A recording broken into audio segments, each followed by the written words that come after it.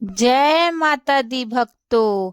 आप सभी का स्वागत है हमारे अपने channel mom with Gyanvi official पर। और आज हम सुनेंगे माता का दूसरा स्वरूप माँ ब्रह्मचारिणी की कथा। माँ दुर्गा के दूसरे स्वरूप माँ ब्रह्मचारिणी की अद्भुत और प्रेरणादायक कथा इस प्रकार है। माँ ब्रह्मचारिणी तप, साधना और भक्ति की प्रतीक मानी जाती हैं। नवरात्रि के दूसरे दिन इनकी पूजा अर्चना की जाती है।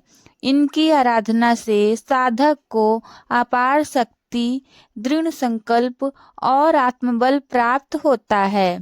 माँ ब्रह्मचारिणी का स्वरूप तपस्विनी और त्यागमयी के रूप में प्रकट हुआ है। ब्रह्मा का अर्थ है तपस्या और आत्मिक ज्ञान, जबकि चारणी का अर्थ है उसका आचरण करने वाली। इस प्रकार माँ ब्रह्मचारिणी वह दिव्य शक्ति है जिन्होंने अपनी तपस्या और साधना से भक्ति और समर्पण की अद्भुत मिसाल प्रस्तुत की है। माँ ब्रह्मचारिणी को देवी सती का पुनर्जन्म माना जाता है। देवी सती राजा दक्ष की पुत्री थी और उनका विवाह भगवान शिव से हुआ था। सती भगवान शिव से गहरे प्रेम और समर्पण से जुड़ी थी। लेकिन जब राजा दक्ष ने भगवान शिव का अपमान किया और अपने यज्ञ में उन्हें आमंत्रित नहीं किया, तब सती ने आत्मसम्मान की रक्षा के लिए प्राणों की आहुति दे दी। यह आत्म बलिदान अत्यंत मार्मिक था और इसमें प्रेम, निष्ठा और आत्मसम्मान के उच्च आदर्श झलकते हैं। देवी सती का पुनर्जन्म हिमालय के राजा हिमावन और रानी मैना के घर पार्वती के रूप में हुआ। पर्वत की पुत्री होने के कारण उनका नाम पार्वती पड़ा। उनका जन्म पूर्व जन्म की अधूरी यात्रा को पूर्ण करने के लिए हुआ था। पार्वती का उद्देश्य स्पष्ट था, भगवान शिव से पुनः मिलन। पार्वती जी ने शिव को पाने के लिए कठोर तप का मार्ग अपनाया। प्रारंभ में वे साधारण जीवन जीती हुए पूजा, ध्यान, साधना करती रहीं। समय बीतने के साथ उन्होंने अपना आहार सीमित कर लिया। पहले वे केवल फल फूल खाती, फिर पत्तियों पर निर्भर हुई और अंत में केवल जल पर जीवन यापन करने लगी। उन्होंने शारीरिक सुख सुविधाओं को त्याग कर दिया और हजारों वर्षों तक भगवान शिव की भक्ति में लीन रहीं। माँ ब्रह्मचारिणी ने अपना संपूर्ण जीवन तप, ध्यान और योग में समर्पित कर दिया। उनकी तपस्या इतनी प्रबल और कठोर थी कि देवता तक अचंभित होने लगे।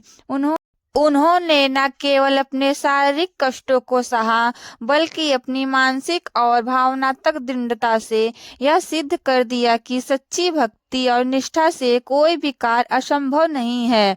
आरंभ में माँ ब्रह्मचारिणी केवल फल फूल का सेवन करती थी। धीरे धीरे उन्होंने भोजन और जल का भी त्याग कर दिया। अंत में केवल वायु और धूप पर ही जीवन यापन करने लगी। उनकी तपस्या इतनी कठिन हो गई कि वे पूरी तरह प्राकृतिक तत्वों पर निर्भर हो गईं। उनका यह त्याग और साधना समर्पण ब्रह्मांड से गुजरने लगा। उनके संकल्प और धैर्य की शक्ति से पृथ्वी, आकाश और पाताल तक हिल उठे। ऋषि मुनि, देवता और साधना उनकी तपस्या की गहराई देखकर अचंभित रह गए। उनकी भक्ति इतनी प्रभावशाली थी कि देवताओं ने भी उनका आशीर्वाद मांगना प्रारंभ कर दिया। माँ ब्रह्मचारिणी की कठोर साधना और तपस्विनी जीवन ने भगवान शिव को भी प्रभावित किया।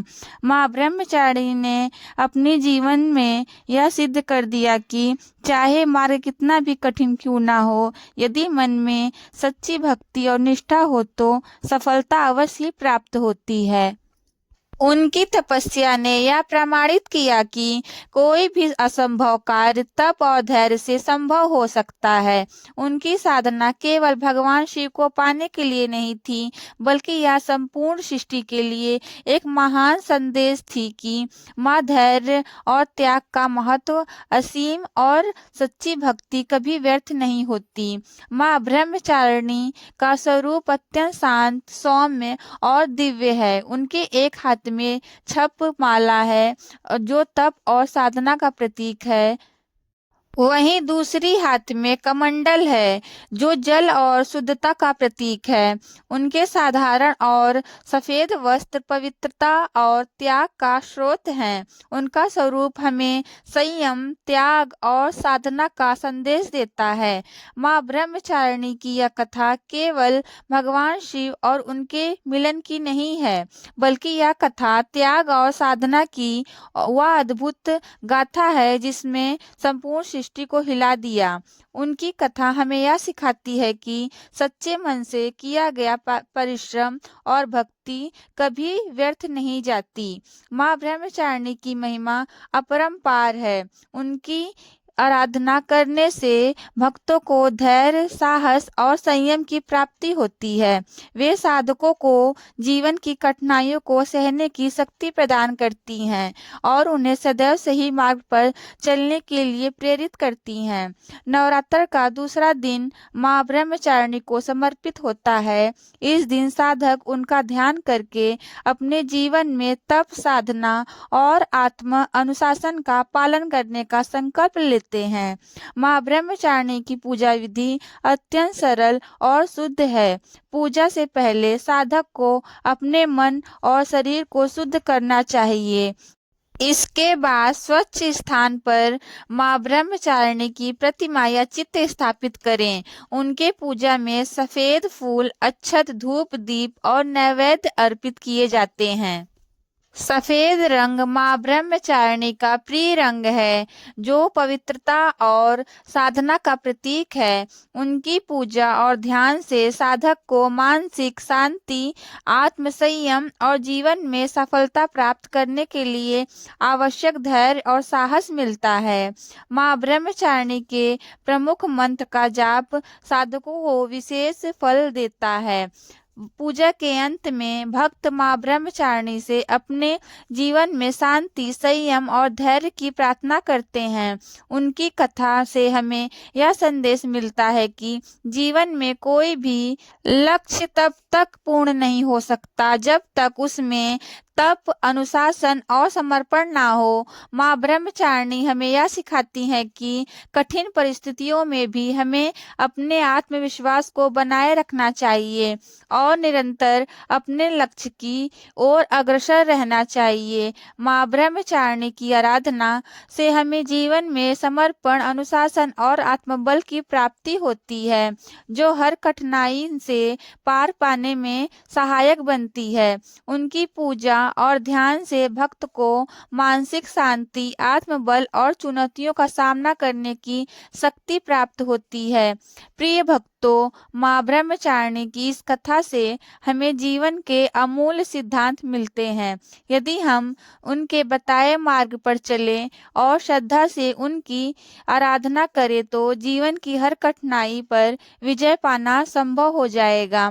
आज की कथा यही पूर्ण होती है। यदि आपको यह प्रसंग प्रेरणादायक लगा हो तो इसे अपने परिवार और मित्रों के साथ अवश्य शेयर करें, ताकि वे भी माँ ब्रह्मचारिणी की महिमा से प्रेरित हो सकें।